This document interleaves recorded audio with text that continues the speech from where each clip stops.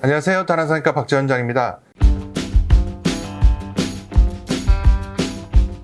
자, 오늘은 콤보 방식이란 절개 비절개의 병용법을 말합니다. 자, 이 콤보 방식은 제가 한 2008년, 9년, 10년 요때부터도 했던 것 같아요. 그래서 상당히 오래된 방법이고요.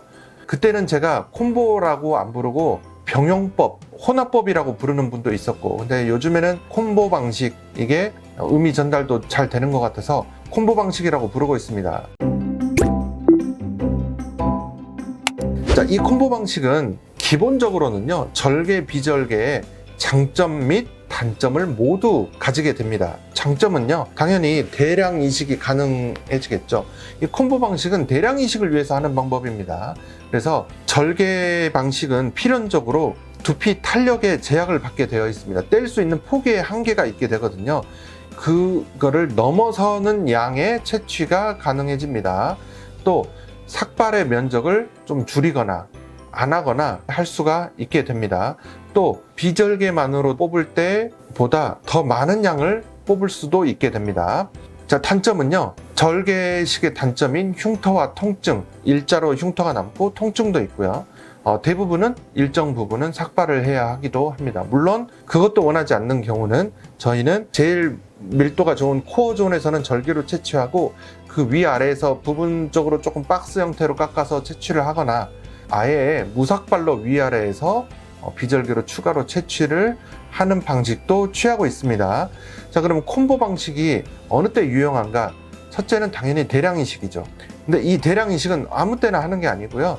절개로 최대 채취 가능한 양을 넘어서서 필요로 하는 경우, 절개로 5,000모가 가능한데 이분한테 필요한 양이 4,000모다. 그러면 콤보를 할 필요가 없는 거죠. 그냥 절개로 채취하면 됩니다.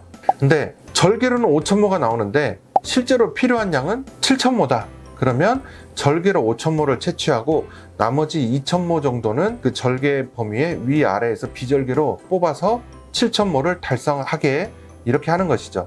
또 하나는 삭발을 통해서 비절개 대량 이식이 어려운 경우에 비절개의 최대 채취량보다 더 많은 양을 필요로 해야 될 때는 가운데 코어존에서는 통째로 떼어내고 위아래에서 무삭발이나 박스로 이렇게 부분 삭발을 해서 조금 추가로 얻는 경우는 매우 유용한 경우가 될 수 있겠습니다. 그런데 이 콤보 방식을 왜 하지? 라고 이해가 안 가는 경우가 있거든요. 그런 경우가 조금 전에도 말씀드렸듯이 절개로 5,000모가 가능한데 이분은 4,000모가 필요로 할 때, 이런 경우에 굳이 절개로 3,000모만 떼고 비절개로 1,000모를 더한다 라는 거는 납득하기가 저는 어렵습니다. 물론 절개로 4,000모를 하는 것보다 3,000모를 하면 절개 사이즈가 줄어드는 거 아니냐, 그거 별 차이 안 나거든요. 그런데 이렇게 하면 수술비가 많이 올라가요. 그래서 저는 큰 메리트가 없다라고 생각하고요.